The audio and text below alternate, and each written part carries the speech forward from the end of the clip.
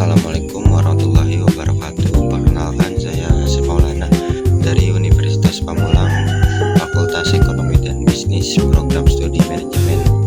Di sini saya akan menjelaskan pengertian dari The Law of Diminishing Marginal Utility, atau yang bisa disebut juga dengan hukum penurunan utilitas marginal. Hukum penurunan utilitas marginal adalah prinsip dalam ekonomi yang menyatakan bahwa semakin banyak suatu barang atau jasa yang dikonsumsi, maka tambahan kepuasan atau utilitasnya yang diperoleh dari setiap unit tambahan yang dikonsumsi akan semakin berkurang.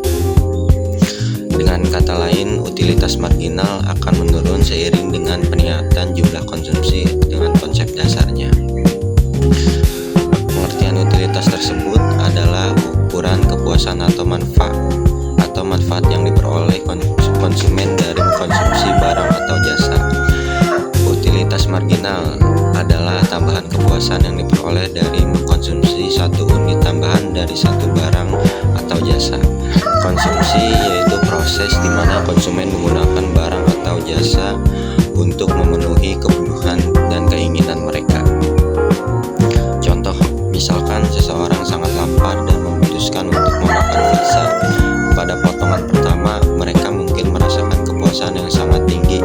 Namun saat mereka terus memakan potongan kedua hingga ketiga dan seterusnya, kepuasan yang mereka rasakan dari setiap potongan tambahan akan mulai menurun. Ini adalah contoh nyata dari hukum penurunan utilitas marginal. Yang pertama itu ada pengambilan keputusan konsumen. Hukum ini memiliki implikasi yang signifikan dalam pengambilan keputusan konsumen.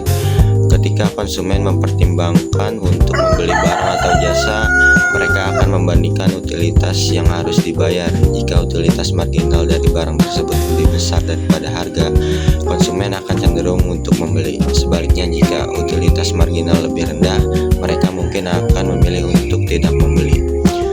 Yang kedua ada hukum permintaan dan penawaran. Hukum penurunan utilitas marginal juga berkontribusi pada kurva permintaan. Ketika harga suatu barang turun, konsumen akan cenderung membeli lebih banyak barang tersebut, karena utilitas marginal yang diperoleh dari setiap unit tambahan menjadi lebih tinggi dibandingkan dengan harga yang dibayar. Sebaliknya, jika harga naik, konsumen akan membeli lebih sedikit karena utilitas marginal yang diperoleh tidak sebanding dengan harga yang harus dibayar.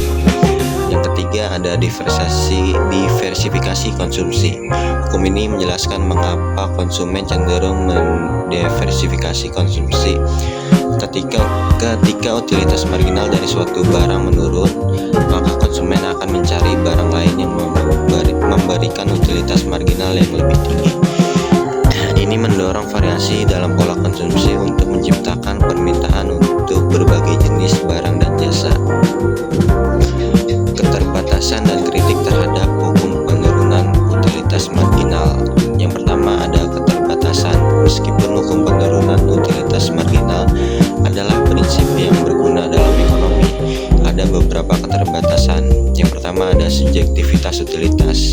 Utilitas adalah konsep yang sangat subjektif dan bervariasi antara individu. Apa yang memberikan kepuasan tinggi bagi suatu orang mungkin tidak sama bagi orang lain. Yang kedua ada kondisi eksternal. Faktor-faktor eksternal seperti iklan, tren, dan pengaruh sosial dapat mempengaruhi persepsi utilitas dan mengubah pola konsumsi. Yang ketiga ada kondisi dasar. Dalam beberapa situasi seperti barang-barang mewah atau barang koleksi, utilitas marginal mungkin tidak mengikuti pola yang sama karena nilai emosional atau status kritik sosial yang terkait. Lanjut dari kesimpulan materi The Law of Diminishing Marginal Utility adalah konsep fundamental dalam ekonomi yang membantu menjelaskan perilaku konsumen dan dinamika pasar.